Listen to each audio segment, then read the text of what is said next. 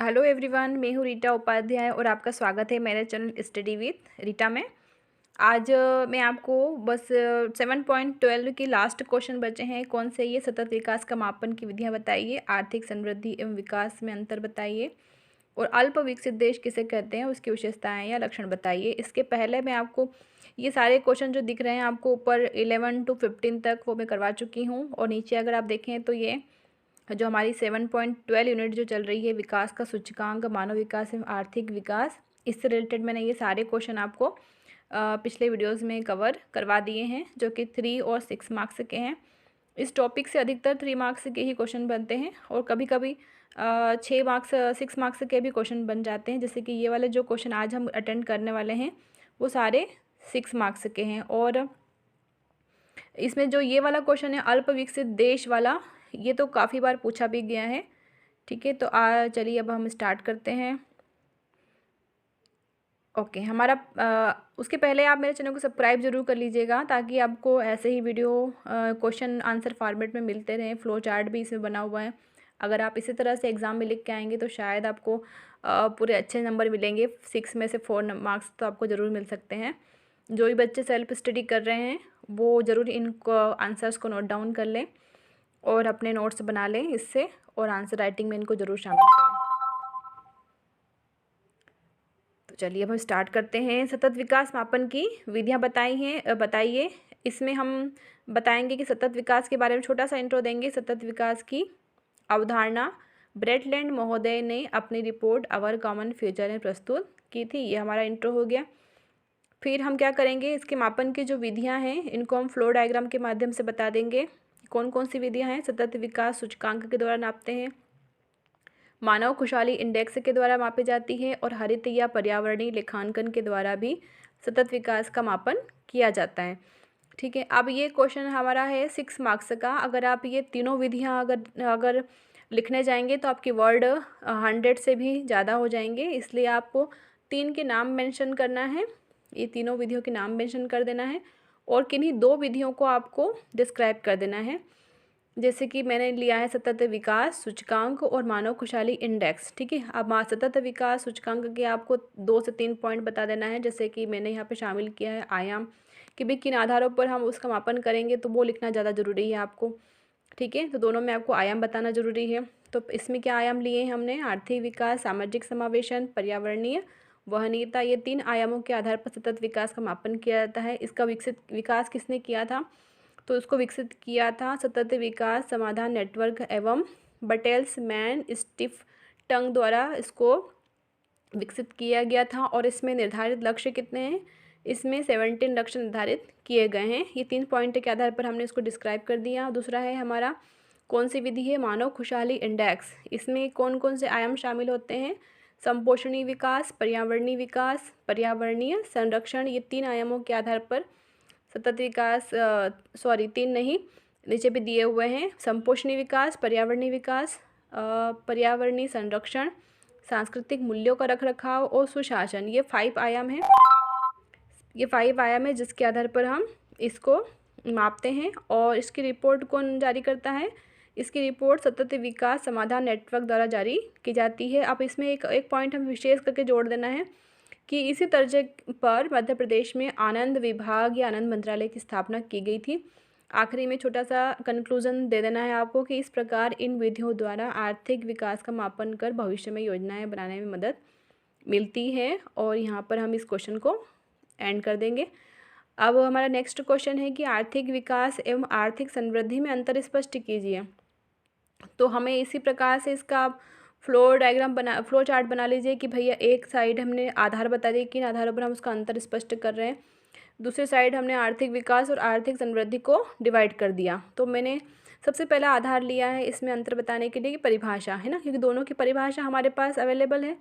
तो सबसे पहले हम उसको इंट्रो के रूप में परिभाषा बता देंगे कि आर्थिक विकास क्या है। आर्थिक विकास एक वृहद प्रक्रिया है जिसके द्वारा अर्थव्यवस्था में संरचनात्मक परिवर्तन करके उत्पादन वृद्धि होती है। और आर्थिक समृद्धि क्या है, आर्थिक समृद्धि लंबी अवधि के दौरान किसी अर्थव्यवस्था में वस्तुओं व सेवाओं की कुल उत्पादन मात्रा में हुई वृद्धि से है। ये दोनों की परिभाषाएं लिख दी। दूसरी हमने आधार लिया है अवधारणा का। तो दोनों की अवधारणाएं भी मौजूद हैं। इसकी आर्थिक विकास की अवधारणा क्या है, बहुआयामी है, और आर्थिक समृद्धि की अवधारणा भौतिक है। तीसरा आधार है हमारा परिवर्तन। तो इसमें आर्थिक विकास में मात्रात्मक और गुणात्मक दोनों परिवर्तन होता है, और आर्थिक समृद्धि में केवल मात्रात्मक परिवर्तन होता है। अब शामिल तत्व कौन कौन से हैं? तो आर्थिक विकास में उत्पादन वृद्धि के साथ साथ सामाजिक आर्थिक विकास भी शामिल हैं, और आर्थिक समृद्धि में इसमें उत्पादन व आय में वृद्धि शामिल है। अब 5 हमारा आधार है मापन, कि मापन किन किन विधियों द्वारा किया जाता है। तो मापन होता है इसमें PQLI और PPP आदि द्वारा, और इसमें आर्थिक समृद्धि में प्रति व्यक्ति आय द्वारा।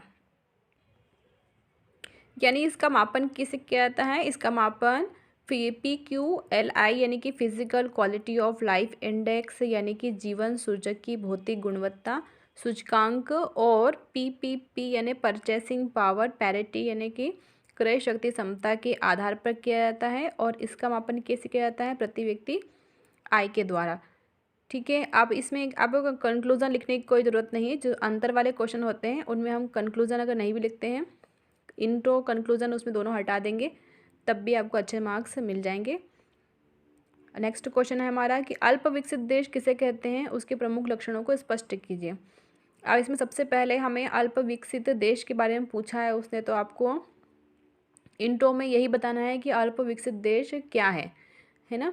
तो हमने इसकी एक परिभाषा निर्धारित की है, किसके अनुसार? भारतीय योजना आयोग के अनुसार, कि किसे कहते हैं अल्प विकसित देश। एक अल्प विकसित देश वह है जिसमें एक और मानव शक्ति की क्षमता का बहुत कम उपयोग हो पा रहा है, और दूसरी ओर प्राकृतिक संसाधनों का भी पूरा उपयोग नहीं हो पा रहा है। मतलब मानव शक्ति और प्राकृतिक संसाधन इसमें क्या होते हैं? दोनों ही बेकार पड़े रहते हैं, उनका कोई ज़्यादा यूज़ नहीं कर पाते हैं, वो देश अल्प विकसित कहलाते हैं। अब इनके लक्षण क्या क्या हैं?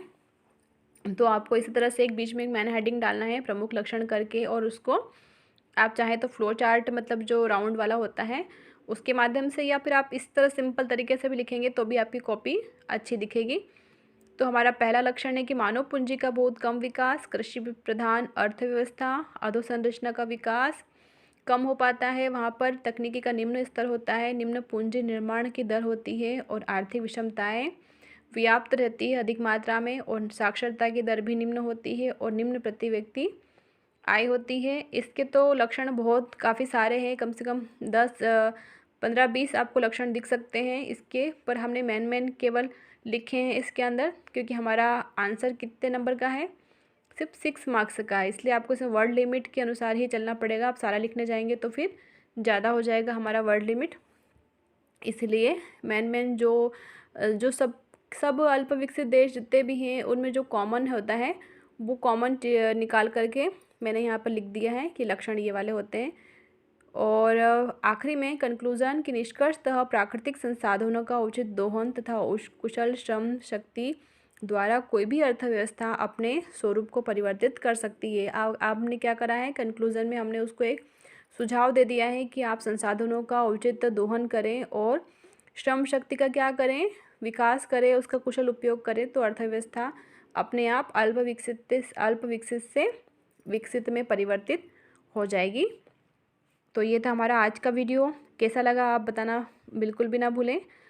लाइक करें, और वीडियो को लाइक कर दें, चैनल को सब्सक्राइब कर दें, और जिन भी बच्चों को ज़रूरत है आपके फ्रेंड सर्कल में आप उन्हें ज़रूर शेयर करें। ऐसा कोई ज़रूरी नहीं है कि अगर आपने उनको शेयर कर दिया है तो उनके नंबर आपसे ज़्यादा आ जाएंगे, क्योंकि मेंस एग्ज़ाम में लिखना भी ज़रूरी होता है। हो सकता है आपने उसको शेयर तो कर दिया पर वो वहाँ पे लिख ना पाए, है ना। इसलिए आप अपना पक्ष मजबूत कीजिए, आप उन्हें ज़रूर शेयर कीजिए, ताकि उसको भी लगे, अपने फ्रेंड को भी, कि हाँ मेरी हेल्प कर रहा है ये विदाउट एनी कंपटीशन के, है ना। तो चलिए, आपने वीडियो देखा उसके लिए बहुत बहुत धन्यवाद। Thank you so much.